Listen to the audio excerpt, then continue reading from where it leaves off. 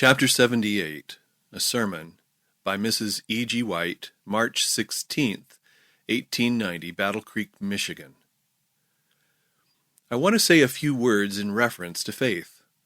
I want to say, brethren and sisters, it is not natural for us to believe, but it is very natural for us to foster unbelief. This is the besetting sin, and has been the besetting sin of God's people.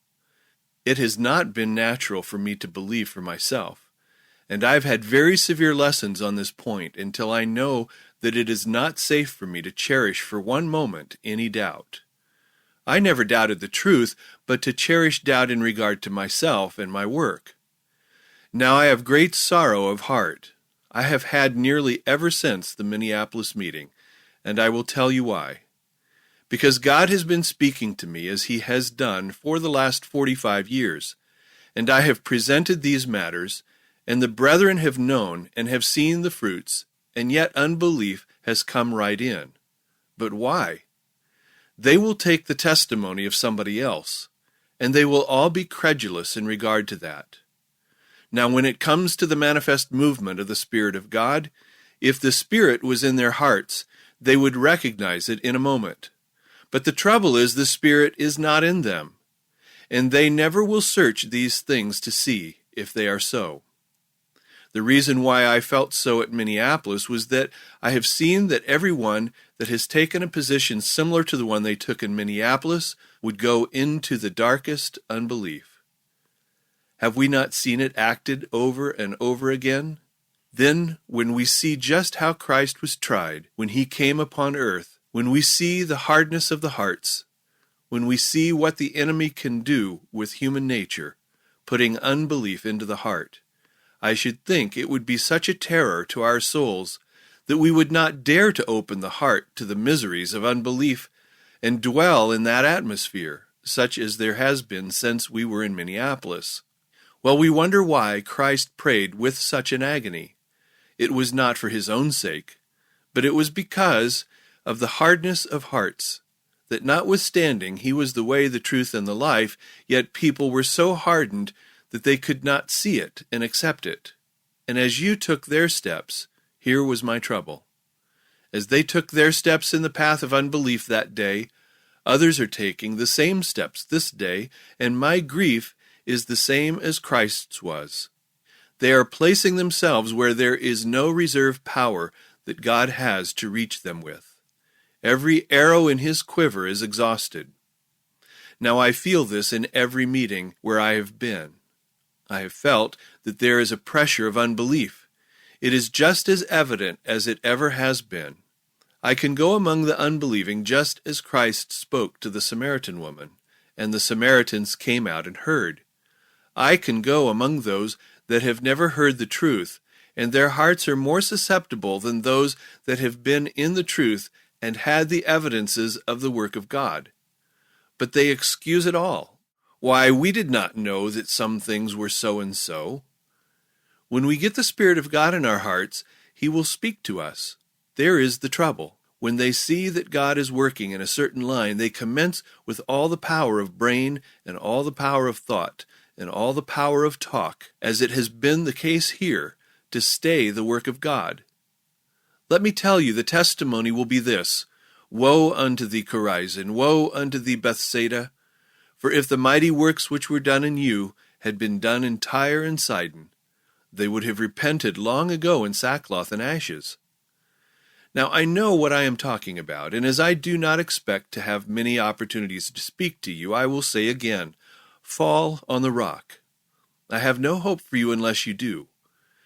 I am glad, yes, I am so thankful that some are beginning to see that there is light for them. I was glad to hear Brother Larson's testimony yesterday. Now there is light for us. If we want to stay in the cellar, we can do it, but the only way for any of us is to fight the good fight of faith. It is not anything that is going to come naturally, but we have got to fight the good fight of faith instead of absorbing all the filth of unbelief. If it is a suggestion of unbelief, credence is given to that at once. You will never have greater light and evidence than you have had here. If you wait till the judgment, what you have had here will condemn you. But God has been speaking, and his power has been in our midst. And if you have not evidences enough to show you where and how God is working, you never will have it.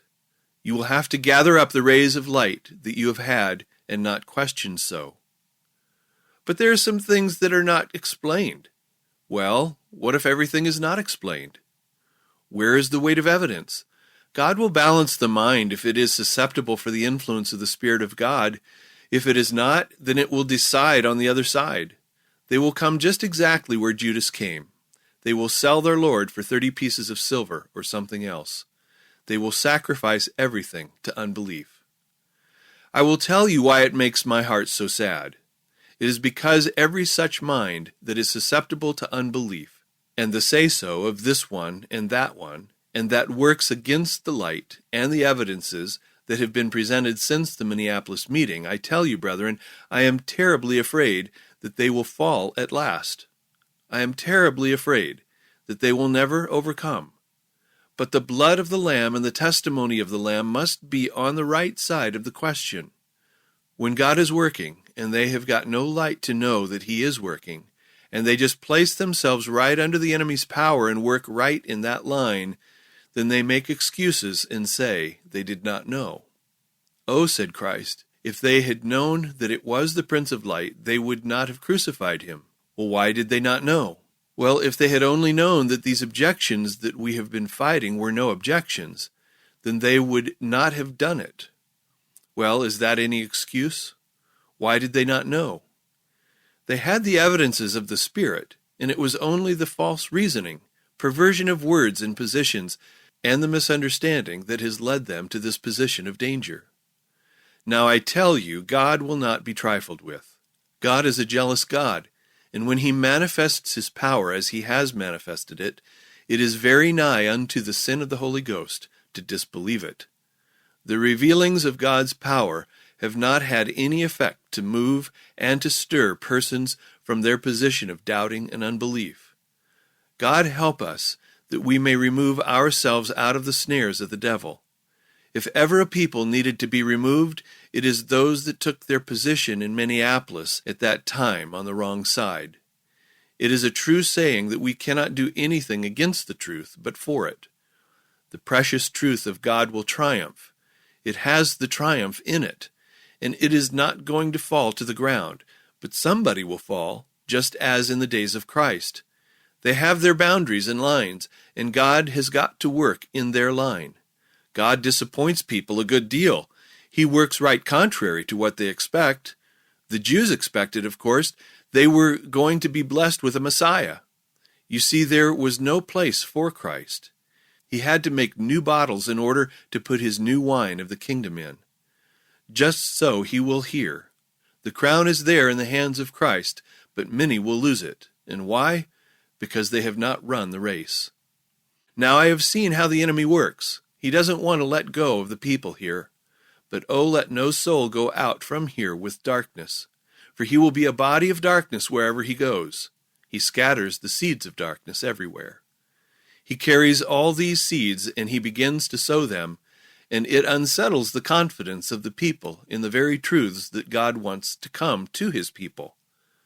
I have told our brethren here again and again that God has shown me that he raised up men here to carry the truth to his people, and that this is the truth.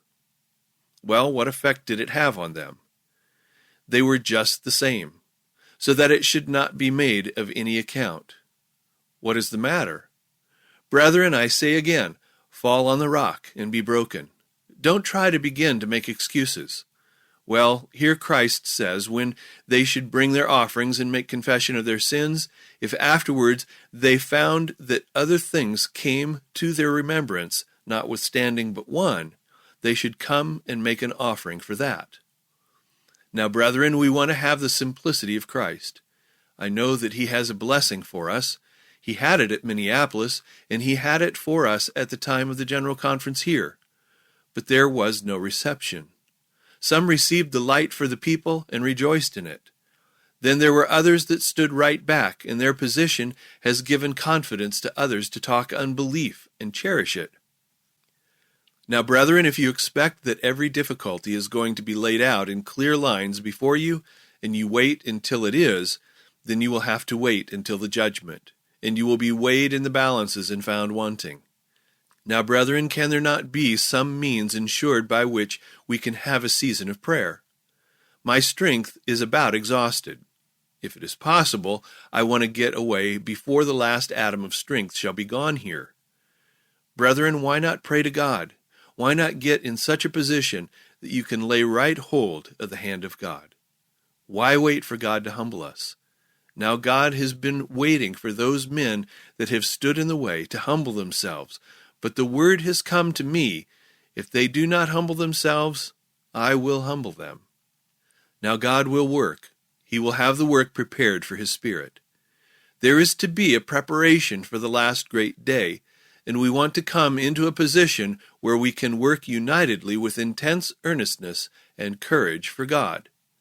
I want that some of these shall assemble again, and then I want those that have been standing here and questioning and been just about ready to give up the testimonies, we want to know why. And if anything can be taken out of the way, God help us to do it. We want to know why the enemy is having such power upon human minds as he has here. It is something beyond anything I ever saw in all my experience since I first started in the work.